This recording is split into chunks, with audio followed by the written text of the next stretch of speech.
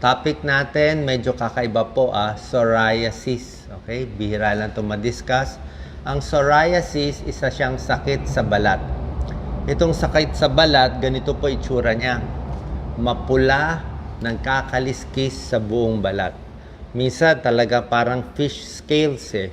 Kaya pag bata pa nagkaka-psoriasis, minsan pinangdidirihan ng classmates. Nagkaka-emotional problem yung bata. Lalo na pag nagtatrabaho na, kailangan naka-long sleeve sila kasi puro kaliskis sila. Tapos dito rin sa balakubak, sobrang kapal.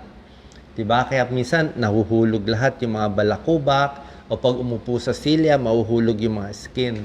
Ano ba tong sakit na to? Una-una po, hindi nakakahawa ang psoriasis. Hindi siya infection. Walang virus, walang bacteria. Ang problema sa psoriasis, isa siyang autoimmune disease. Ibig sabihin, yung sarili mong katawan, sarili mong immune system, yung white blood cell mo, yung sundalo mo, imbis na inaaway ang kalaban, inaaway ng immune system mo ang sarili mo. Namamali siya. Akala ng immune system mo, kalaban yung balat. O, kaya ang bilis-bilis gumawa ng balat.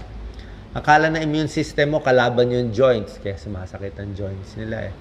Ano pa ba yung mga autoimmune disease? Psoriasis, lupus or SLE, rheumatoid arthritis, scleroderma, at marami pang ibang autoimmune disease. So, ganito po itsura niya. So, baka meron kayong kakilala o kamag-anak na may psoriasis, medyo iba ang gamutan nito.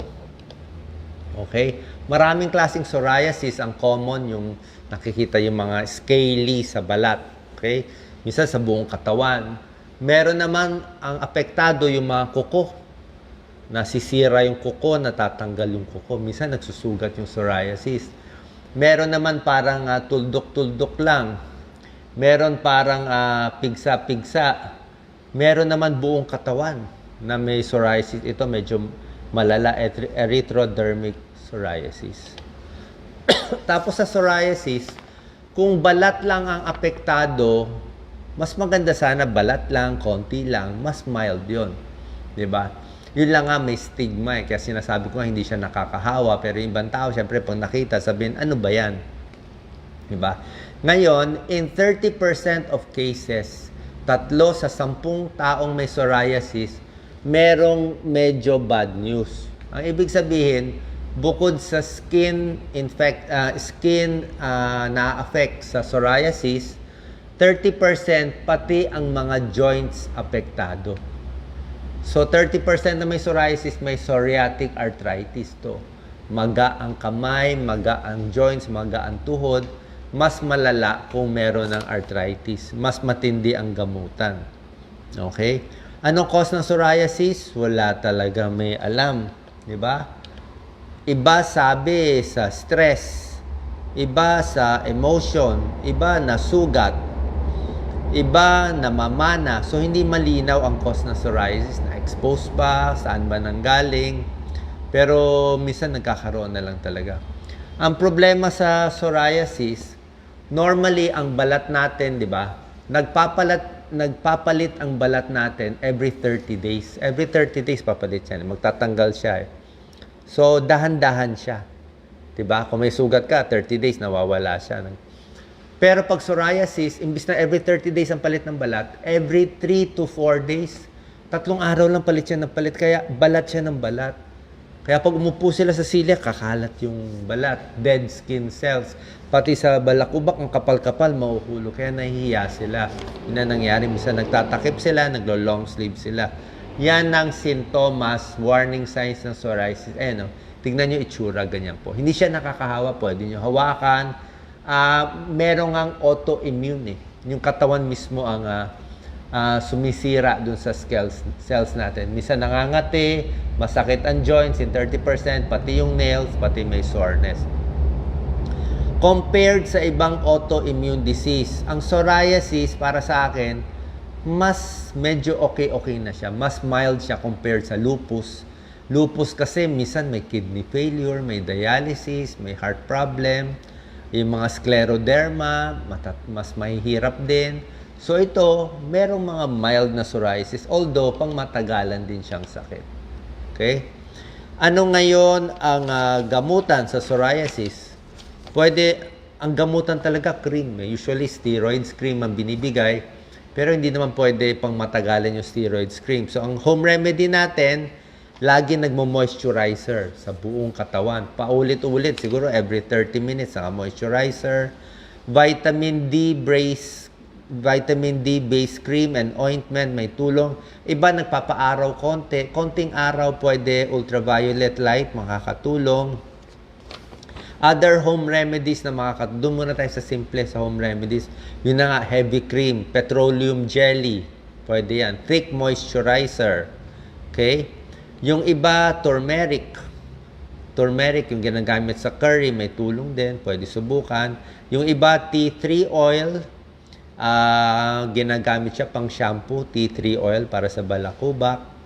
Yung iba nilalagyan ng cream, tapos tinatakpan nila ng yung plastic wrap, Doc Lisa, parang pambalot sa pagkain. Nirarap nila ng plastic para hindi mag-evaporate yung moisturizer. Kasi nga pag nag-evaporate, nadadry na naman.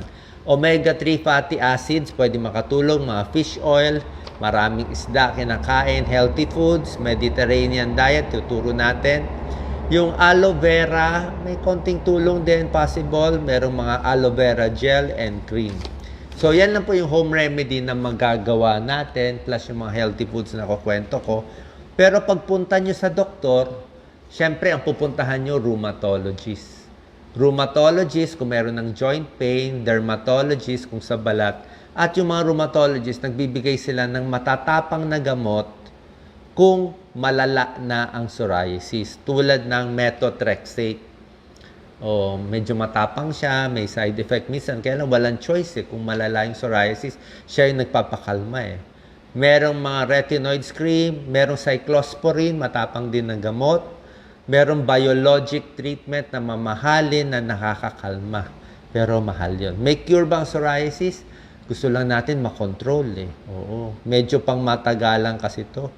Diba? Mas makokontrol natin yung psoriasis, mababawasan din yung risk sa ibang mga sakit ibang sakit ng pamabaga tulad ng heart disease, stroke, diabetes, nababawasan din kung healthy ang kakainin natin.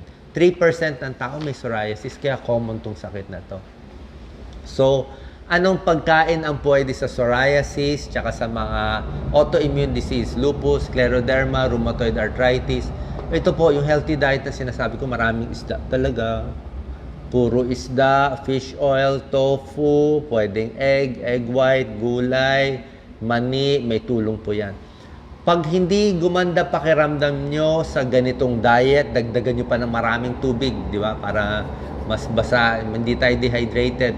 Kung hindi man gagaling yung sakit nyo na psoriasis sa healthy diet, at least healthy diet siya, di ba? So, nabawasan naman ang risk mo ng heart attack, sakit sa puso, diabetes, di ba? Pati cholesterol, makokontrol sa ganitong healthy diet. So, may benefit na rin sa haba ng buhay.